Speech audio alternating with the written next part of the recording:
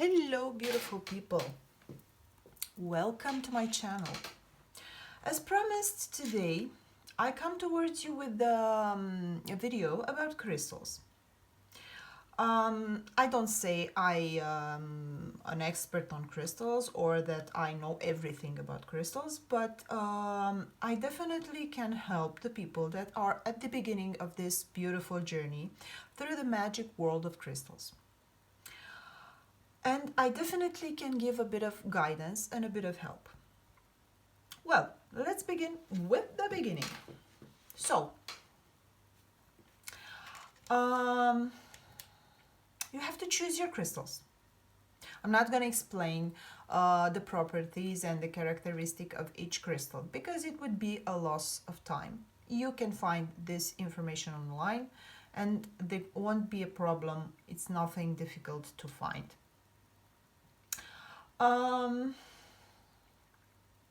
So, you don't have to buy all the crystals in the world.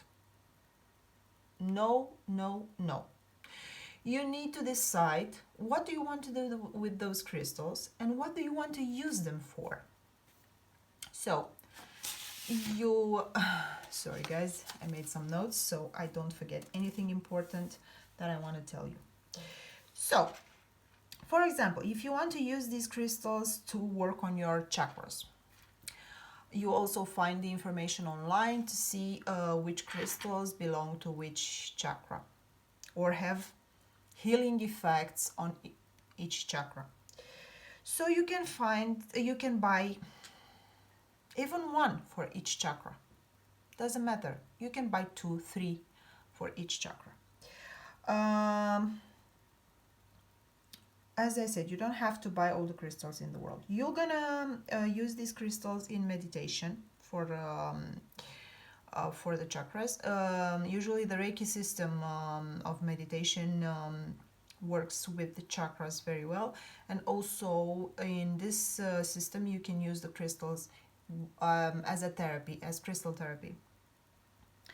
And if you want to use the crystals, for example, for a crystal grid, you have to know for what grid you want to use this. What grid do you want to do? Because if you want to do a grid for money, you buy the crystals according to the purpose. You want to attract wealth and money. So you buy pyrite, you buy citrine. Also, you will find this information online. So you can make a grid for money, for love, for prosperity, for protection, for health, for healing. For each problem that you have, you can make a grid.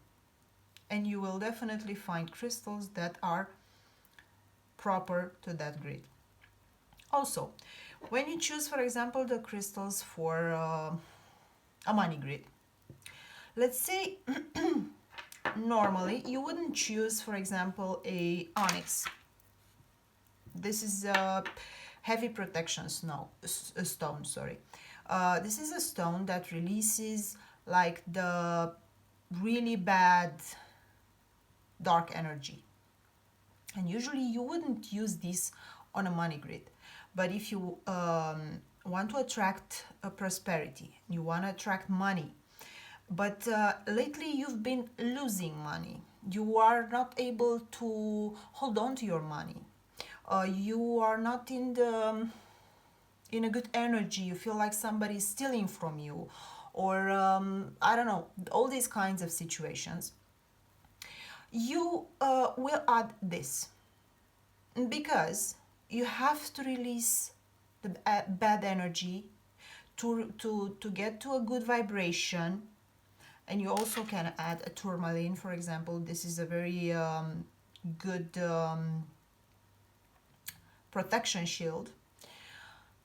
And with these two stones, you release with this one the heavy dark energy that was sent to you or that you attracted. With this one, you protect yourself. And with the rest of the stones that actually work for money, you start attracting prosperity, wealth, money. We'll go deeper into this on our third episode about the crystals, in which I'm gonna go deeper into this crystal grid subject. Okay, you go, you buy the crystals, but be aware that some crystals will choose you. If, for example, you go to buy your crystals and you feel the urge to buy a crystal, I mean, you go to a crystal shop and you cannot go out without one crystal. You saw it. You don't need it. It's not on your list on that day, but you see it and you feel the urge to buy that crystal so bad, buy it. Because that crystal comes into your life with a reason.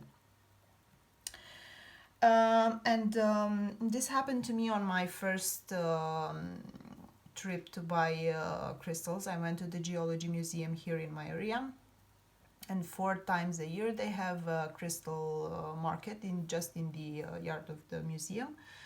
And I went there. I saw all the tables with all those beautiful magical crystals, and in a certain point, I saw this crystal. It's a Canadian jade. Very beautiful.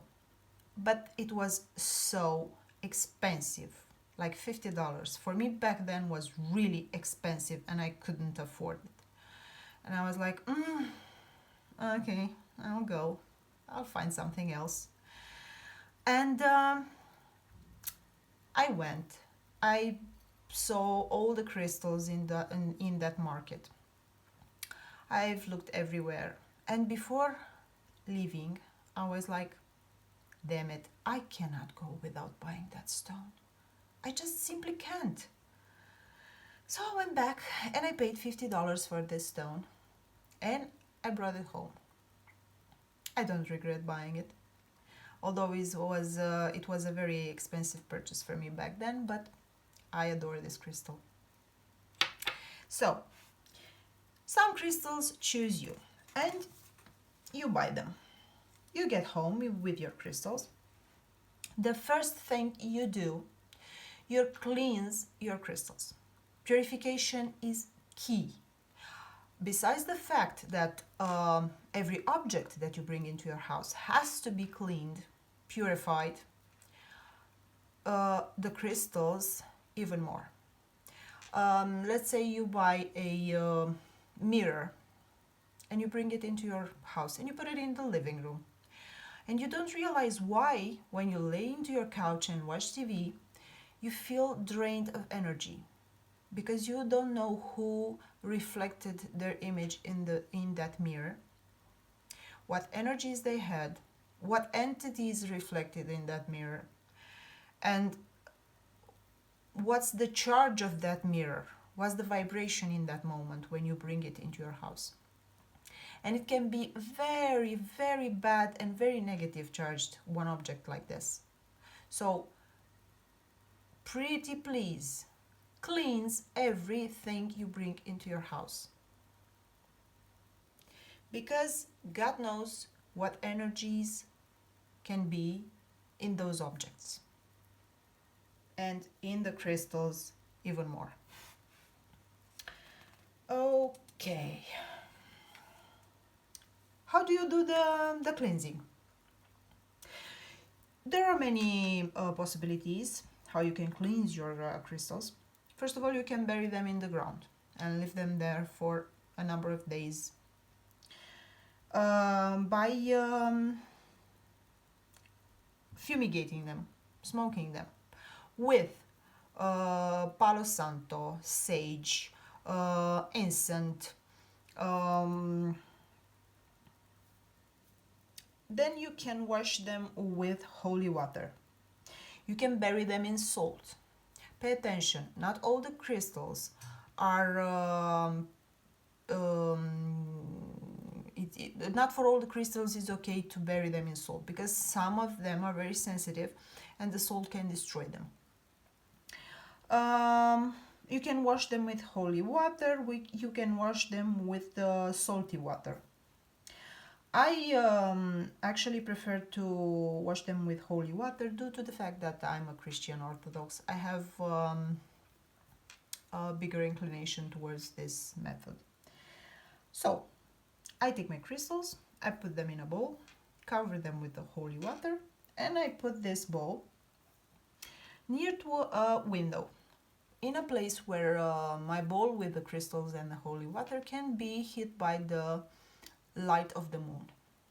Even if it's a cloudy day, if you know that in that spot when the moon is visible, in that spot the moonlight hits that table, that place, it's perfect. Okay, then I stir the bowl with the crystals and the holy water until, and I say like this: I release you of all the energies of all the people that ever touched you, owned you, or washed you. And I also release you from the energies of all the places that you've traveled through. I claim you. You became to me. You belong to me. Sorry. And I receive you into my house with love, respect, and gratitude. And we say this thing about receiving these crystals in our home with love, respect, and gratitude due to the fact that the crystals are alive. They have a spirit, they have energy. They're not just objects, they are entities of energy. And they need to be treated with respect and gratitude. You have to form an energetic and affectionist bond with these stones. And then you leave that bowl. I repeat this 3 times. And this is also due to my Christian Orthodox roots, because this number 3 magic number has a very strong connection to the Trinity, the Holy Spirit, the Father, and the Son. But you can repeat this as many times as you want. If you say it once and you feel it's okay, then it's okay, no problem. Don't have to. Maybe you are not a Christian Orthodox. Nobody forces you to do this way. You do how you feel it. Most of the things, when you work with energies, you make them intuitively. Okay, then I leave this bowl with the stones and everything on that spot where the moonlight hits until the next morning. I take the crystals out of the water. I put them on top of the most beautiful and clean towel I have in my house. And I leave them. You don't dry them with the tissue. You don't do anything. You just take them out and put them there. Leave them there. Once they're dry, you can take them out, take them off the towel, and then you can place them on a table in the middle of the house. Usually people that work with crystals or that have read something about crystals, they know that nobody has to touch your crystals. But you live with your family and you buy crystals for your house, for your living area, to activate creativity and energy, and those are the crystals of the house. So it's okay for everybody to touch them, to interact with them, to be around them. But the crystals that you want to work with and that you want to make therapy with, that you want to meditate with, that you want to do grids with, nobody should touch those crystals. So, to overcome this situation, you just place them on a table and leave them there for 2 to 3 weeks. In this interval of time, people from your family will look at them, take them, play with them. They will, these crystals will attract their attention for a period of time. And they will go over this curiosity. The presence of the crystals in your house is not going to be such a wow factor. After this period of time, people that got used to the presence of the crystals, they don't represent a wow factor anymore. Nobody looks at them. It's fine. Take the crystals from there. In the meantime, in these 3 weeks, 2 to 3 weeks, they stay around the house. They also synchronize with the energy of the house, with your energy, and it's good to put them sometimes if you, for example, work from home, and as now with this pandemic situation. Surround your desk area with them. Put them around your desk. So this way they are near to you and you form an energetic bond with these crystals. And after you finish this period of time, take them, cleanse them again, and that's the moment when you can start working with these crystals. And our next video on the crystals is going to be a video about how to meditate with crystals, or how do I meditate with crystals, and how they help me. I hope you enjoyed this video, and I'll be waiting for you for our next video. Thank you very much, and have a blessed night.